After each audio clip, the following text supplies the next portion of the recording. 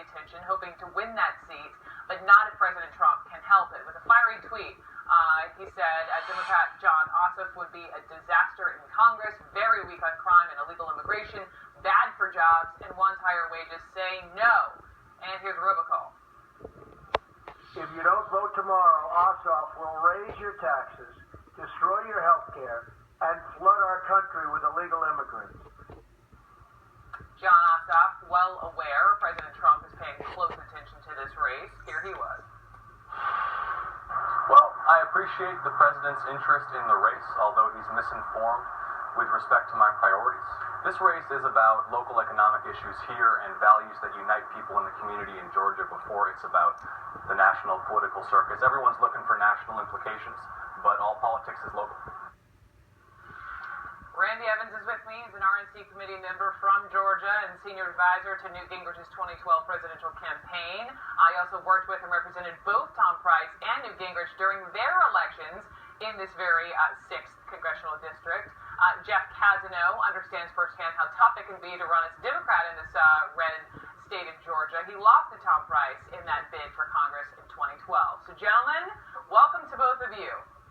Thank you. Randy, first to you, since you go back with Speaker Gingrich for years and years and years, you know Georgia. You know that this district hasn't turned blue for nearly 4 decades. To the Republican, you know how we say in the South, bless your heart. Yes, I do. You a little worried? No, not really. Listen, we have 11 Republican candidates in the race. This district is a Republican district. It'll stay Republican by the time the special election runoff is over. I think the only thing that's caused anybody a little bit of heartburn, if you will, is the fact that there is a solid, consolidated Democratic base, and you've got some never-Trumpers there. And the combination of the two makes you pay closer attention to the race. But at the end of the day, I think you'll end up in the 40s. I think you'll have a candidate emerge among the Republicans, and the Republicans will then consolidate around their nominee. On the heartburn note, Jeff, let's talk about this 30-year-old, and I mean, no offense to him, and obviously his undeniable rise. The base is fired up, but could it have been nearly any Democrat? He's getting all this money, all these celebrities are flocking to help him out. Isn't this really bigger picture? This is the vote against the Republicans, a vote against Trump. Well, not entirely. I've met all 5 of the candidates, and I like them all. And they're all qualified candidates. I think John is by far and away the most qualified candidate there. He's got a lot of very relevant policy and Washington experience. And I think he's energizing the base. It's not just that it's an anti-Trump vote. If you look at the election we had in November, Hillary lost this by 1 point. We stand a very good chance of turning this district blue. Randy, whoever ultimately the Republican is in this race, would that person want the president's help? I think you would want every vote you could get. I mean, you couldn't get John Ossoff's vote because he doesn't live in the district, but you would want every other vote that you could get. And I think you would get the president. I had lunch today with Governor Deal.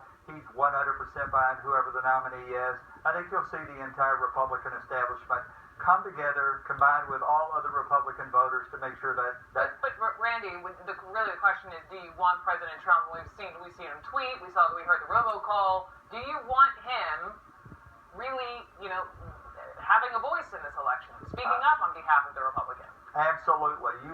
You heard from John Ossoff at the beginning of your show, Brooke. The Democrat strategy is to make it a localized, non-nationalized election because they know on a national scale of a national agenda, Democrats lose. Donald Trump represents the national agenda, and we want him to be firm out front supporting our nominee. So, yes, I would absolutely want Donald Trump to be actively involved. Jeff, go ahead and tell Randy why you disagree. Well, I'm actually hoping Donald Trump is actively involved because every time he opens his mouth, he energizes the Democratic base. And if this is a national election, Donald Trump and the Republicans are wrong on health care, they're wrong on tax policy, they're wrong on so many other fronts. But yes, this could be a national election, and we will be more than willing to take it that way. Because this is also a local election about jobs in the 6th district in Georgia.